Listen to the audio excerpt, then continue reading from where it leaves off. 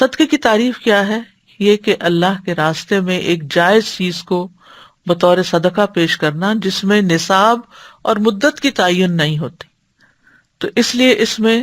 مادی اور معنوی اقوال افعال سبھی شامل ہو جاتے ہیں، مال بھی شامل ہو جاتے ہیں جیسے سونا چاندی نقدی وغیرہ،